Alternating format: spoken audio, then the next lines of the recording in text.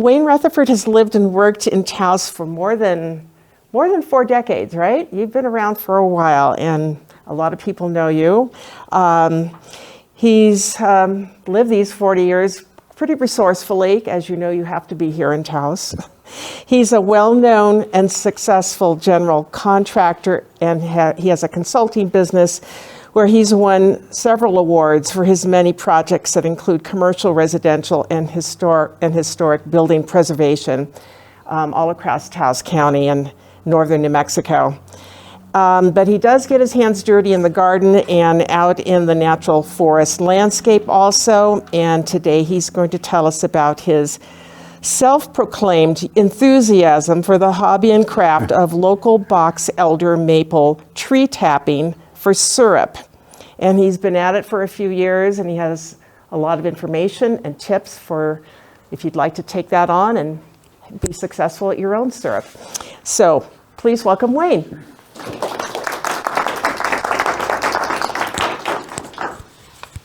It's here. Hi, everybody. I'm Wayne Rutherford. Thank you for the introduction, Teresa. I am a retired contractor now. That's an important distinction.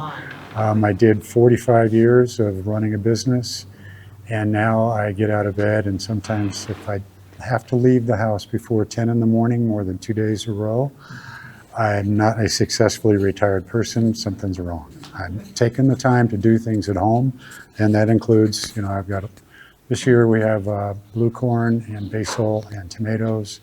We've had much more than that other years, but I've been tied up with wrapping up my business, and now I am more able to start putting time into the garden again. We also have, besides fruits and vegetables, there's a lot of native vegetation on my 1.5 acres at the mouth of Taos Canyon. Got lots of water for water irrigation off the roofs, 3 wells, and then I'm kind of first on the Acequia del Norte del Cañon. And so I get water on a regular basis. And I think I calculated I could use 8 million gallons a year or something. Nowhere near that, but there's a hand dug well, there's 2 drilled wells, there's the Acequia, and then 3,000 square feet of roof water that I catch as much as I can. Sometimes I don't get around to putting the catchment pipes back in place, but whatever. So my journey into being a maple syrup producer started with standing in my orchard, which is a hillside orchard, and it's kind of a ragtag orchard. There's a tree here and a tree there, and lots of the stone fruits have gotten gamosis and died out. But I've got some apples and pears and plums and peaches and apricots, lots of apricots. And I was standing up there looking at this big box elder tree, thinking, that tree is such a pain in the behind. It's heaving my driveway. It's going to get into my house, my sewer, my septic. I thought, surely it has some redeeming quality. So I took a break and I went down and said, maybe I can learn how to tap it. Maybe it's got a healthy syrup production. So I spent about 3 seconds on the internet, and I get down from the A's into the B's, and there is box elder right next to this tree, within 50 feet. There's a pretty healthy box elder going, me, tap me. I'm better than that elm tree. So I did. I looked it up. I ordered the little spiles, which are the device you use to put into the sap wood. And my first year, I think I probably collected maybe 3/4 of a gallon of sap. Started late, didn't really know what I was doing. And I boiled it down, and I kept boiling, and there was less, and boiling, and there was less, and boiling, and there was less. I think I might have gotten 3 tablespoons my very first year of doing this. So not being a prideful person, I said, well, next year I'm going to do better at this. So I did lots of research, lots of Mother Earth News magazine articles, lots of people with their tried and failed approaches to it. I read Mother Earth News long ago when I was in the military, got out, became more of a back to the land person in the 70s in Northern California. And there was articles like, starting right with goats. Well, my favorite article was starting wrong with chickens. And I can say starting wrong with a maple syrup production, that's me.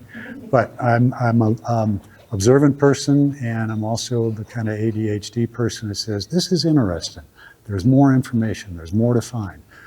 So, I read up a little bit more on how deep to tap into the tree, and I read it in on different kinds of spiles, which is a great Scrabble word, by the way. You can do the word pile, add an S at each end, and if you get a triple letter scale, score for the P, you can win the game just with spiles. I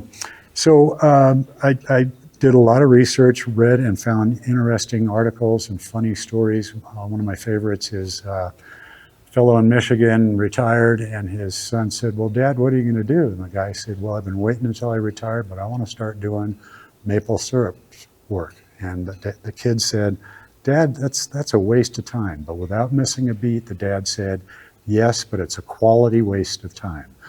So every late January, early February, I start tapping, and it's a quality waste of time.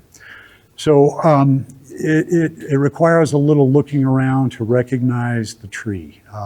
We have a couple of slides. This is one in our driveway, which is the healthiest one. It produces probably, I don't know, maybe 8 or 10 gallons of sap per year, which boils down about 60 to 1 here with softwood maple trees. Where there's hardwood, it's about 50 to 1. Sometimes I think it's a little bit better, but I've never done it in the upper Midwest or the Northeast. So there's another slide a little further in that I recognize trees as I drive around, and I figure out who owns them or if it's on public land, so I can determine how I can get access to more. I'm the commissioner of the acequia on the north side of Cañon. Pat is the treasurer. And as I'm walking the ditches, I am seeing more and more and more of them right along the banks, and they're really easy to get to. I've worked down into the Rio Fernando on slopes and ice, and it's a little scary, so I'm finding easier tapping is what it's becoming. So you need to learn the shape recognition and the bark recognition. It looks a little like cottonwood. The fissuring is different, and I can't tell you the technical stuff other than you put them next to each other and you can see the distinction. So they have very distinctly a mapley leaf. You can see that. It's Acer nogundo, and it's got that helicopter seed pod. It also has a catkin that hangs off in the spring and sometimes carries right on through into winter. But as I drive around, I can recognize the tree in a group of other trees, and it's just a matter of learning where they are, and they do like a certain amount of water. But two of the most productive trees I have are 200 feet away from the Rio Fernando, and they put out 15, 20, 25 gallons of sap per year. Now, my biggest year ever was 2023. It was 300 gallons of sap, which I got 5 gallons of syrup. So that's 60 to 1. It's pretty consistent. Okay, so this is me putting a bucket onto a spile. The spile has a little bit of a hook on it, and the bucket hooks into it. It's got a lid, which helps keep out the flies and the box elder beetles, but not completely. And so you just skim them out when you're doing it. You can see the fissuring on the bark there, and quite often there's codominant trunks. There's a bunch of little ones and some big ones. Okay, there is the codominant trunks. You see how many there are coming up. But I look for trees that are in the 8 to 15 inch range. Over that, quite often they're losing their robustness, and you tap them and nothing happens. But some are 2 and 3 feet across, and man, they just are producing away. I can't tell you what it is. Maybe they're on some underground stream of water that's coming down off the rocks in Upper Cañon. Hard to say. This is right on the banks of the Rio Fernando, and that's where I actually get the most production, is right on the banks or within about 20 feet, or on an acequia. Acequia is about half as productive as something right on the river. Let's see, I collect it, and I have that's a automatic transmission fluid funnel, that's the word, so that it isn't tipping all over the place. It's pretty stable inside that carboy. Now, the 5 gallon carboys are getting a little harder for me at 73 to drag around a pair of them. So I am now using these 6 gallon, like old gas can style ones They're kind of flat. I think I have a picture of them eventually. They're just a little easier to carry because the round carboys are out away from your body. These guys are right alongside it. And that's those right there. So those are easier to carry, and they've got a little anti-siphon valve or anti-airlock valve on them right there. And they're inexpensive, and they're not something I store it in for weeks at a time, but I'll get to that in a minute. But that's the easier carrying, so Pat, go ahead. So there's a couple of carboys on two of the really big trees in my neighborhood. And these folks have come to our seminars that we put on, and they said, I'd love to do it, but keep tapping. So they trimmed their trees back radically a couple of years ago. I didn't tap them for 2 years. This year I'll start again because you need to have them become more stable in their life vitality, for lack of a better term. Now, part of the consideration on how to tap and when to tap and how to do sanitation, you don't learn that on the internet. What I did learn was that when I realized that the New Mexico State University got a grant from the U.S. Department of Agriculture to study maple syrup production in the Rocky Mountains because there's other areas where the vitality is diminishing. So these grow all up and down both sides of the Rockies. They're out into Utah. So I understand it, there's some in eastern Oregon. But my wife, Pat, used to live in Las Cruces before I stole her away and made her come to Taos. But she reads the paper down there, and there was an article about this guy who got the grant. Well, I sent him an email and said, hey, I know a lot about this. And you could hear the relief in his email, because he didn't. He's a pecan guy or some other specialty. So he said, let's put on a workshop together. So we did. They did it much more on the maple syrup industrial production level. They got all these lines running through the trees, and they go with pumps to suck it out of the tree. It's a lot more complicated. I've just got plastic tubes and spiles sticking on the trees. It worked great for me. So he was relieved that I knew something about it. So he brought some people from elsewhere, and they taught me. There was a woman who grew up in Western Ohio, I think, and grew up maple syruping. Sugaring is what she calls it. And she taught me that each time I drill it in, when I take it out, I spray it off with alcohol.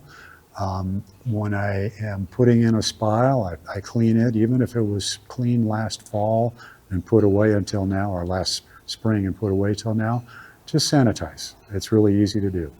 I used to use a piece of plastic hose to blow the shavings out. Well, what's that introducing? That's bacteria. So I started using canned air, but I think that's freezing the cells because it's not producing as much from those. So I'm always experimenting and fooling around.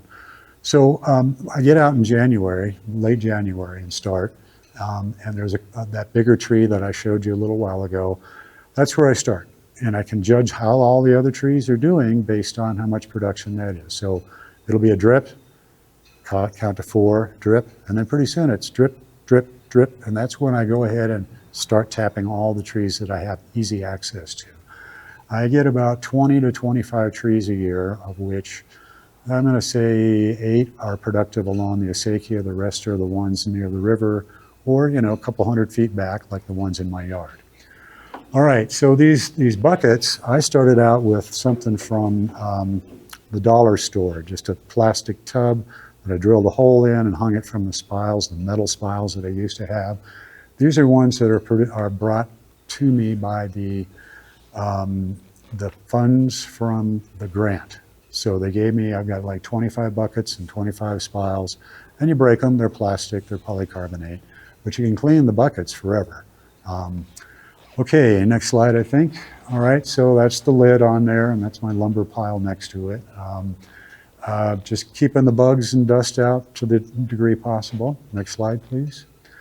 So I have 2 turkey boilers and 2 of those propane burners. And what I got taught was have 2 pots going.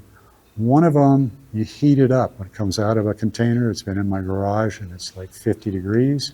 Pour it in there and warm it up. And then you have one that you started first, and you keep dipping the hot sap into the one that's continuously boiling. If you stop boiling, there's something malign about it. I don't know what it is. So I just follow instructions sometimes. So I'm constantly dipping it out, putting it in there. Now we get a lot of wind at our place at the mouth of Taos Canyon. So I occasionally am doing it out in the yard rather than in my little homemade sugar shack. And I just put up the folding tables, and that's just enough to keep that ground level wind down to a minimum. Next slide, please. So I also use a piece of flashing behind those screens just to keep diverting it. Now, an interesting thing about that is it creates hot spots up the side of the pot because the heat is getting concentrated rather than spilling out. And I actually have burned some stuff over the years, and then I discovered that a little bit of scorching adds a little flavor to it. Maple syrup here doesn't taste like maple syrup elsewhere. It's much more of a caramel flavor with a little vanilla. People say there's several other hints, and I'm like reminded of winophiles that are all interested in what's that influence. I can't tell you what it is, except for we are bringing up minerals from the soil. You are bringing in stuff from the rest of the environment. And whatever you do to make it flavorful, well, that's what you make it do. So I use that little tiny propane bottle there too. So this person who taught me about sanitizing and doing sustainable tapping, which I didn't know about, now I do, and I'm very careful about it, said get yourself a reverse osmosis system, take out half the water before you even start boiling. Now, I don't mind being outside in January, February, March. It's nice to be outdoors. It's getting a little bit more favorable to be outdoors. But I was using more propane than I really want to pay for, so this has taken a fair amount of it. It's a little bit technical, but I've gotten used to it. I figured out how to keep the hoses from spitting off and shooting fluid all over the place. I figured out how to make the slip fittings really connect well so that you're not getting air through and slowing your production down. And I've got a workshop that I put it in, and I've got a tray to catch the drips, and I use a sponge to catch it. So you take out raw sap, you take it up into the bottom of this filter, and out of the top comes a red hose and a blue hose. The blue hose is what is after the filter, and it's almost 100% water. It's like 99 point something. The red hose is anywhere from 3 to 6% bricks, which is percent sugar. Now, this woman also taught me about having I'm going to call it a bricks meter. It's not the right word for it, but you drop a little bit on a sensor, and it reads what your sugar content is. And as you're going through the boiling, it's going from 6 to 12 to 14 to 60 something. 0.66 bricks is legally defined as syrup. So if you go a little too high, you start getting crystallizing in your storage containers that you're keeping your syrup in. And if it's a little too low, it's a little bit at risk of molding. I've only had 2 jars mold in 10 years or so of doing this, but I don't want to lose any of it. It's hard work. So, all right, so you can see this one is starting to boil. This one is a darker color because it's got a higher sugar content, because I've been dipping out of this boiling one, throwing it in there. The bricks content goes down, but it comes back up again pretty quickly as it's boiled off. Now, the bigger the surface area of whatever boiling container is best. It's very interesting watching things like, why does it boil in a spiral? And in Australia, would it be boiling the other way? I don't know. But you can see how much darker it's getting there. And these are just pots from Walmart. And they got a glass lid that goes on them. So at nighttime, when I'm done at 10 at night, I put the lid on it so bugs don't get in there and stuff. So there's another couple of videos showing some of the boiling. So you're standing there a lot and you're thinking about, well, this is really a quality waste of time, but isn't it interesting that there's this pattern that this does? Okay, so next slide, please. All right, so if you really want to go into more major production than I do, you get a evaporation pan. If you go online, the Chinese make them, and there's some complaints about the quality of the stainless steel. There's some complaints about the fittings not being universal. So I don't know what the right one is, but these here, you're pouring the syrup, the sap into here, and then you adjust your flow into this tank, and then it flows around to this tank, and then it pops out here. Here you can keep an eye on your temperature. This is, I'm kind of at a hobby level. This is more of a craft level. Then of course there is the industrial level. You should see the sugar houses. They're all stainless steel. They've got fiberglass reinforced polyester finishes inside. They're very well done. And people spend a lot of time working on them because they're spending a lot of time working in them. Okay, so as the boiling proceeds, the nature of the bubbles changes. And having watched for a decade or so, there's a certain point that if I didn't have the bricks auto refractor, I think is what it is, something like that. If I didn't have that, I would know I was getting close because, so you see you're starting to get some foam on there and the bubbles are disappearing. I call this kind of the fisheye stage because they're about the size of a fisheye. So next slide, please. All right, well, there's my digital refractometer, I think. So you put in a little drop of syrup there and it'll read out what percentage it is. So you're just able to spend less time fooling around with, is it getting close? Is it not getting close? People used to use the spoon test. You hang it, and if the drop hangs on it, you're pretty much at that sugar content. I like to be a little more precise. So, all right, various tools of the trade. Here's this infrared gun. This is a candy thermometer with a, it's the one I found that works the very best.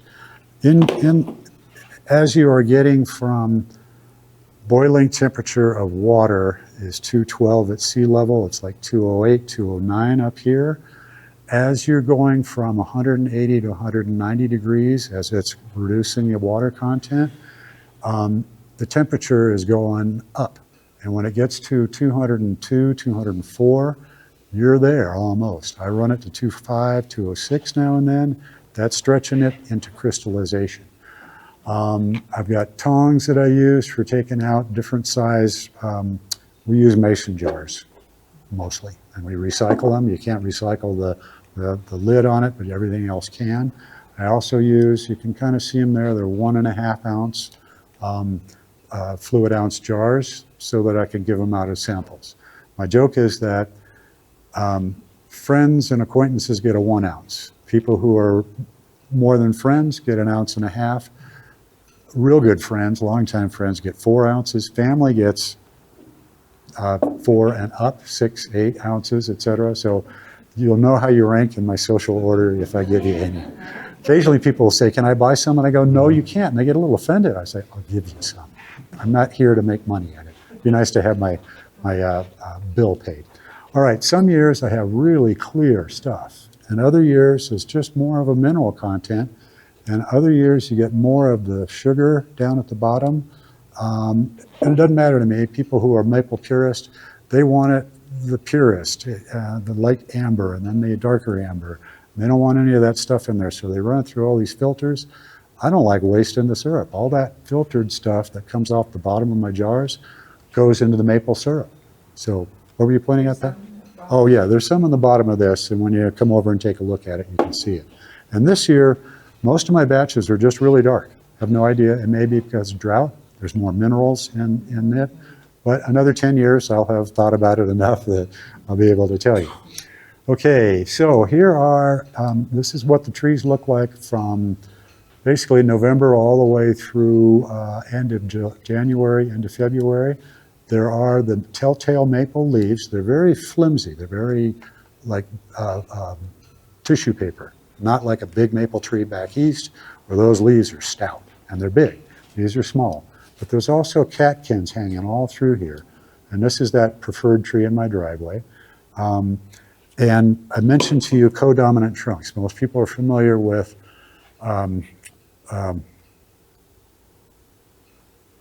Siberian elms, and they come up 10 trunks in one area.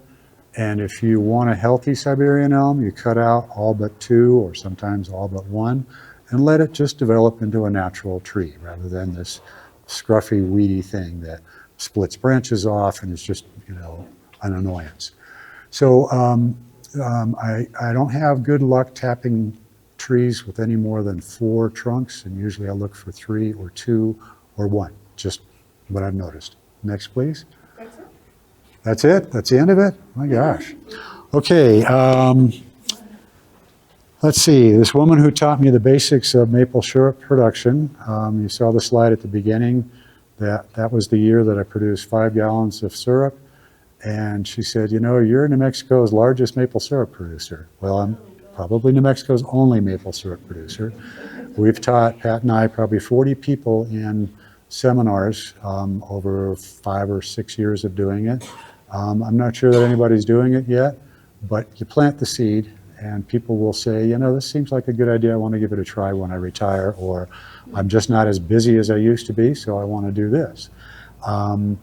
There are a zillion tricks of the trade, how much you put into each jar. It doesn't expand much, and theoretically they can be stored in a cool place. I store ours in the refrigerator.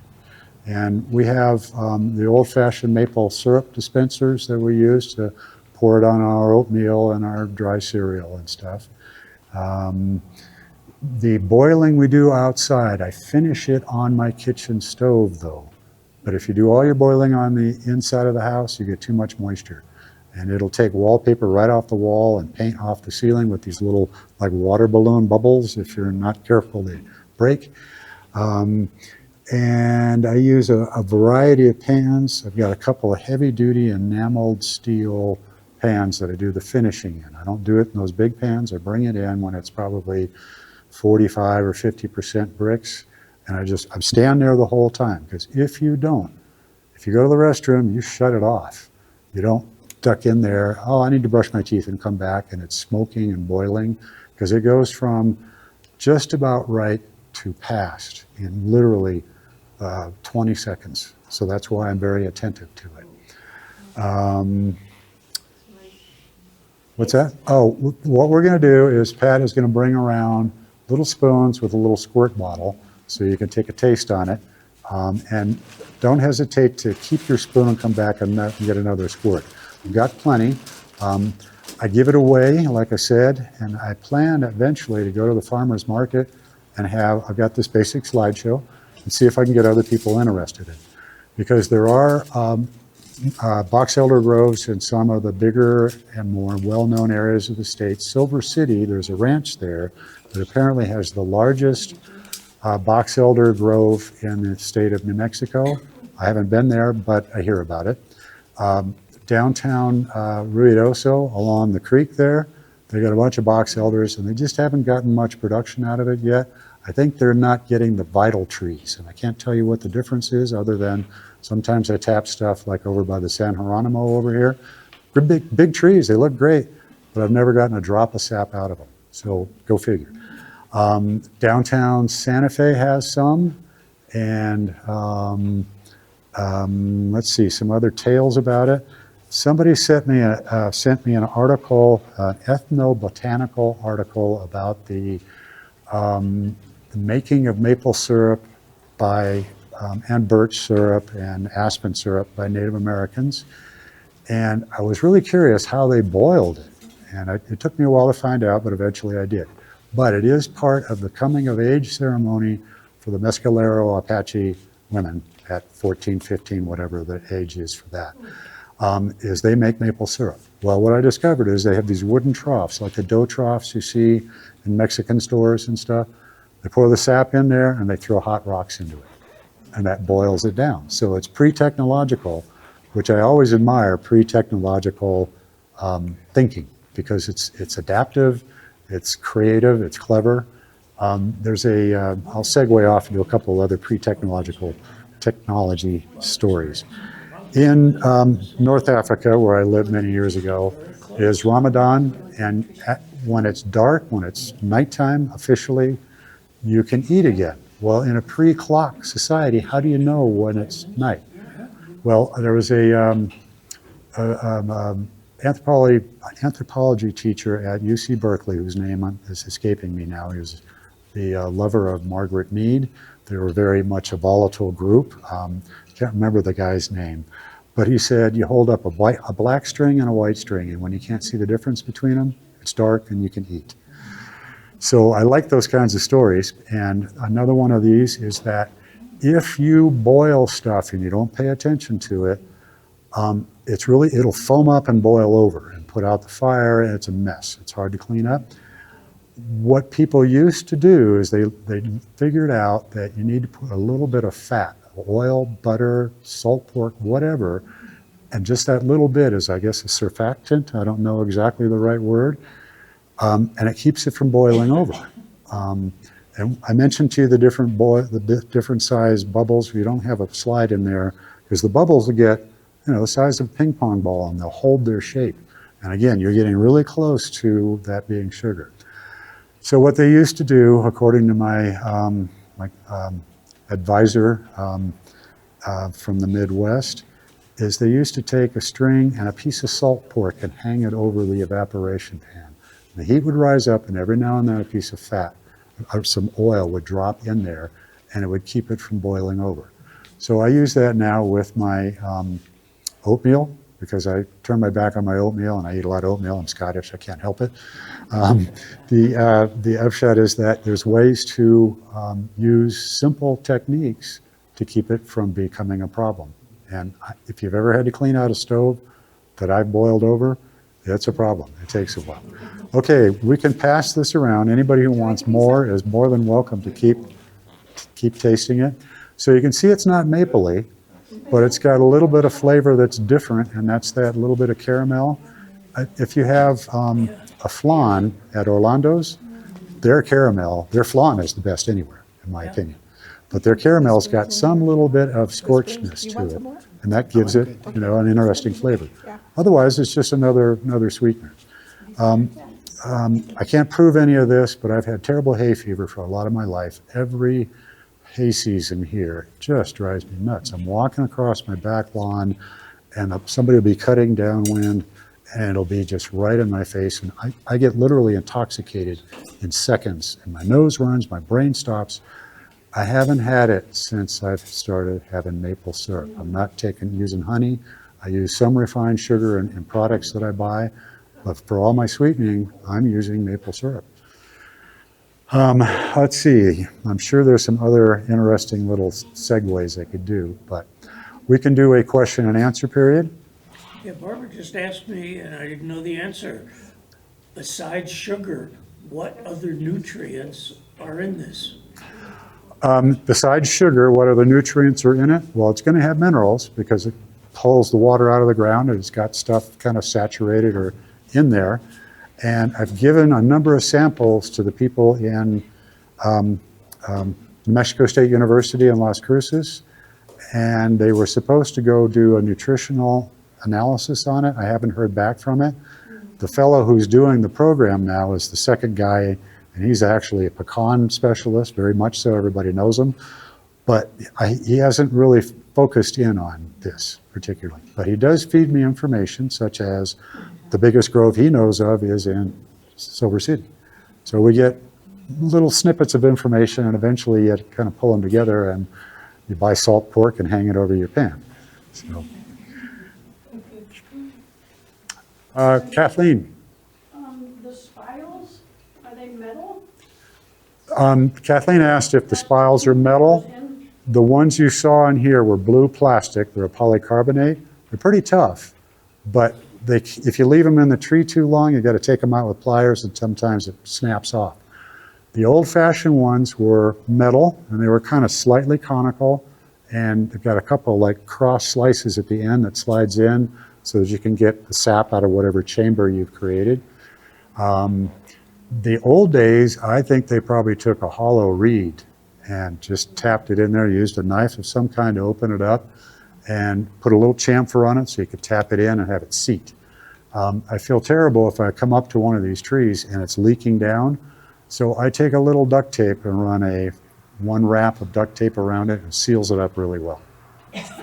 So you drill a hole? You drill a hole. You put the It's like, spiles in. right, it's like a 1/4 or 5/16 inch hole. Now the people who do this all the time, they've got specialized bits for that. I just use a lumberyard bit. But when I pull it out, I have a small wire brush, and I clean all the shavings off of it, I spray it and shake it off, and then I go to my next tree. I met somebody at a seminar I did earlier this spring at Taos County Economic Development Corporation. He worked on a sugar bush in somewhere in upstate New York or in southern Vermont, 25,000 trees. They're producing like mad. It's a major income for people. One of the reasons I do these talks about it is that there are people around here who are living fairly close to the bone. They're farmers, they're trying to be sustainable, they're trying to have less impact on our planet, and so they make food products, and value added is where they get the difference between selling something raw at a farmer's market. This is a classic value added. You put your labor into it, doesn't cost that much to do, but then you get a return from it. It wasn't very long ago, a gallon of this syrup was selling for $500 in Oregon. I bet it's more than that now. But the point I was trying to make is, what else can you do at the end of January and February on a farm or a ranch? In March, it's still too wet to plow. So it's a perfect off-season event or activity for people to do. Okay. Having lived in northern Vermont for a while, one of the big celebrations of the year is sugaring and the fun of putting sugar on snow, tossing as the syrup into a snowbank, making this great candy, and it's a lot of fun. Did you ever try that here? I have not. I am too busy thinking about the French toast I'm going to use it on. But I have heard about that, and sometimes you can do, there's banks of snow in some years. Last couple of years, there hasn't been any banks of snow on the south side of my house where I boil. But it's around, and I think people get real creative. It gets a little bit thick, and they can make like a serpentine motion with it. And they can pull it out and bite it all the way down. You have fun with it with the kids. Occasionally I get actual crystals of sugar in the bottom, and you got to punch it out of the bottom of the jar because it attaches to the side, but they're really cubic, and then I grind them up with a mortar and pestle and I scatter them on something. They got a little bit of flavor, so I waste not a single drop of this. I figure the trees are giving me this, I'm going to get full use of it. So Pat, any other segments that I should? Did you say it goes on vanilla ice cream and French toast? We only use it on vanilla ice cream and French toast, and now a little bit on the oatmeal and a little bit on cold cereal. But the flavor is so subtle, you lose it if you put it on pancakes or waffles. It soaks in, and you don't get that flavor. But on vanilla ice cream, it's to die for, and on French toast, it's incredible. Barbara? Do you cook with it? I guess not. I do. I use the sugar from the bottom of it in my oatmeal, and if you're not careful, it's too sweet, because I like oatmeal, but I don't like it super sweet. But it adds a nice flavor to it, but it's so much work from my point of view that I want it on my oatmeal or on my vanilla ice cream or my French toast. Well, I fixed it on a salmon glaze. Oh, yeah, It was really good. I did yeah, grilled salmon with a glaze on it. yeah. Mike? Yeah, what about young people, Wayne? How can they get involved in this work? It would seem like this would be an ideal project for many. It does seem like it would be an ideal project, and young people are the ones we want to inspire. We've had a few youngsters at our workshop, but not very many. It's mostly the 30, 40, 50 age group. I have been made aware there's a lot of box elder trees on Taos Pueblo, and that you could possibly, by going through the tribal government, do some coaching on it, show them how to do it, invite them over to our house where my boiling and my reverse osmosis is. I'd be willing to do it anytime, any place. So this is probably our 5th time presenting on this, and kids get excited about something that's different, and you need to give them something other than iPads and researching stuff on the internet. Somebody talking to the schools that has good connections there which as members of the Lions Club, Pat and I do a lot of work with the KidSight program. We screen the kids' eyes, 3,000 children's eyes each year, of which 800 need to go to see an optometrist. So it's an important thing we do. So we should have this in the van and have kids just take a little taste of it and get them inspired, because they think, oh, maple syrup, you can get that anywhere. No, you can't. You can't get northern New Mexico maple syrup anywhere, except for, Maybe even if you approach the culinary program at the high school, I think they're still doing that. Yes. And then, connected it to TCEDC on production or something like that Mhm. before. Maybe that would be a way to pull them in. well, Mike's question is good, and that is an idea we could segue off of. I can't take on any more projects right now. So, teaching people, and then they get it on their own. Because there's maple syrup, box elders all over the place. So have you talked with Taos Land Trust at all about this? Do they have?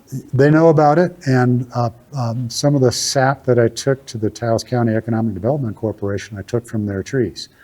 I tapped 6 trees over there, 2 of them were star producers.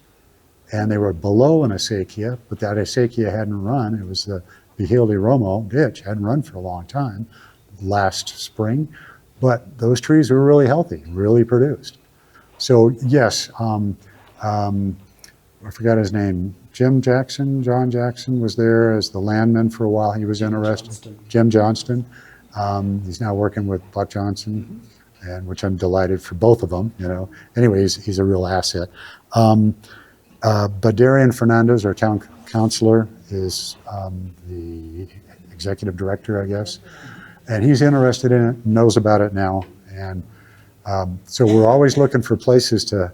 We've talked to somebody, and then you remind them a year later, and they go, "Oh yeah, I've been planning on fill in the blank." So there was Kathleen. You had another question Pat, could you go back to the slide with the sugar content? with the bricks meter. The refractometer? Yes, it is a digital refractometer. They make them for wine, for syrup. There's 3 or 4 other food products. I don't know what else, but it's very specifically designed. So what happens is I take a little eyedropper of sap out of a spoon, boiling sap, has to cool down a little bit, and you drop it into that. There's a light source behind there, and it reads the specific density, I guess, of the sugar, of the material. And if it's too hot, it flashes a warning. If it's too cold, it flashes a warning. You got to have some scientific control there. I think this was like 300 and some bucks, 250, something like that. But it sped up my production because I can check a little more regularly and kind of test my own hypotheses, which is on a particular year, there's more mineral density, and maybe that changes how it reads. All that scientific stuff. I don't know anything about it other than I'm observant and I'm ADHD, so I dig into it, and sooner or later I figure this shit out. This is what this woman, what's her name, Pat? The woman that was teaching me from down in Edgewood. Okay, I'm 73, names are escaping me. So I put an eyedropper in there, and then you rinse it off with distilled water, so there isn't any mineral buildup in there. And I use a really soft tissue to kind of clean it out. But it just, I can watch my reverse osmosis process also. Does that help? Yes. Okay. Phil? Wayne, I've got one for 15 bucks. It's just a glass Mm-hmm. thing, real simple. Right. Tyler at Soil and Water's got one. It's like a hygrometer or something like that. No, It's it's a refractometer. a refractometer for 15 It's got bucks. a little scale, you look through the thing after you put your sample So- on the glass. So you've got a tube that it goes into? No, it's different. No, it's just a glass surface. Oh, cool. That you put your sample on. Well, I like 15 bucks. We'll get that on here for the next time we do this presentation. Yeah. Just saying. Yeah, oh yeah. Some of those devices, though, as I read, they're a little fragile. And people lost batches of syrup because the glass got into something. Not batches, but lost syrup. But if there's something for 15 bucks, I'm all for it. It's real simple. Yeah. So what do you use it for, Phil? sugar content in my fruit, Uh-huh, so, which runs about 18%. right. People also use them now for testing the sap in plant leaves to see how healthy the plant is. That's kind of an emerging field, but yeah, people are taking bricks pretty seriously for, even just for health of green plants. Right. She's mentioning that people are sending off the vegetation and the sap or the Yeah, sap juice, in the leaf, juice in the right, leaves. to see what its health is. So we have science on our side. Depends upon who you talk to in this country these days. But Teresa? You know, I watched you on your workshop last spring, and I saw that when you tapped in, some of those trees just started coming. Yeah. And so if you have something like one of those kinds of good producing trees that you've just tapped into, and you put your bucket down, how long would you normally, do you let it go a day, 24 hours, or less than that? Highly variable. As I understand it, the sap starts to flow. It depends upon who you talk to. Some say it's coming down, some say it's coming up. I'm not that scientific. I know it comes out of the hole that the spile is in. It has to be, the air temperature has to be above freezing, and the ground still has to be frozen, or something in that variation. I get little snippets here and there and stand over there doing my quality waste of time thinking about them and see where they fit in with other pieces of information that I have. But there will be times when it seems pretty perfect and I don't get any production at all. Now a hole can, the tree tries to stop the loss of sap by sending bacteria or encouraging bacteria that is right there already, and it'll slow down the production. You don't ever want to re-drill a hole because that makes it even harder for the tree to close it off after this sap collection season is over. And you're supposed to stay a hand width away. If you have a hole here, your other hole is here, and you stay away from the other holes. It's pretty obvious where you drilled the year before because the bark is still a little new looking as you look down the hole. A couple of years before that, that bark gets gray, silver, and you can just kind of tell. Are there any negative effects on the trees? People ask me that, but I would imagine yes if you don't follow good sanitation, because you can introduce bacteria into the tree that shouldn't be in there. And if it's a producing tree, I baby it. I pay real close attention to it. And yes, there are some trees that I don't even get the drill out of the hole, and it's running. You know, drip, drip, drip, drip, drip, drip, and sometimes it's just almost a flow. The ones that on the lower side of the ditch over at the Land Trust, one of them was that way. So you saw me drilling it, and there it was, because I did a drilling demonstration also. And anybody who wants to, when I get started in January, wants to shadow me around, it's pretty interesting. Wear sturdy shoes, though, I'll tell you that much. So, But it'll eventually just stop, it'll eventually stop. on its own, yeah, yeah. If you collect sap too late into the season, when the trees are budding, it's called, it gets buddy. The flavor's not good. It just is off. You can tell. I've only had it happen once, and that was this year or last year when I had a batch in early April. Normally, there's been years where I've gone the second week of April, the third week of April, but this year it was not as productive, and the year before this was even worse. But if you're not careful, something goes off. So I'm very careful to segregate the later sap from other ones, because I don't want to be mixing them, because it's a little like, I don't know what chemical to compare it to, mothballs. It gets everywhere. You know it's there, even if there's just a tiny trace of it. Okay. What is the season that you have? What is the Season, is it like? the season? Usually I start checking the third week of January. If it's a little warmer, I'll start the middle of January. But I rarely get any good flow until like the first or second week of April. And for that next month and a half, that's when I'm gathering. I have the capacity of 50 gallons of carboys and those green barrels and a few other things There are people who use like the olive oil drums, olive drums that you get, the plastic ones, but they're much bigger producers. You do want to keep your sap cool, and so I've got a garage that's completely unheated, but it's an adobe garage, and it's like 48, 49 degrees, and that seems to keep it fresh. Now, I don't let the old stock sit. I bring it in and I cook it down in rotation. So there's common sense stuff you can do that works pretty well. We have not only Acer Negundo, but we have Acer Glabrum, the Rocky Mountain maple. Right? Do people tap that one? I haven't been near one. He's asking about the Rocky Mountain maple, and there's also the big tooth maple, and I just haven't been around them, and I don't recognize them. So I stick with what I know.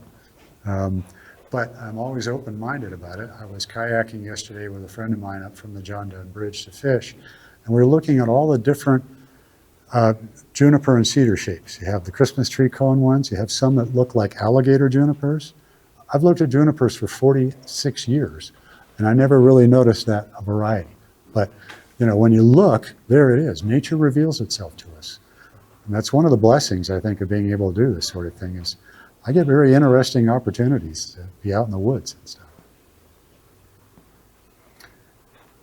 Okay. Great.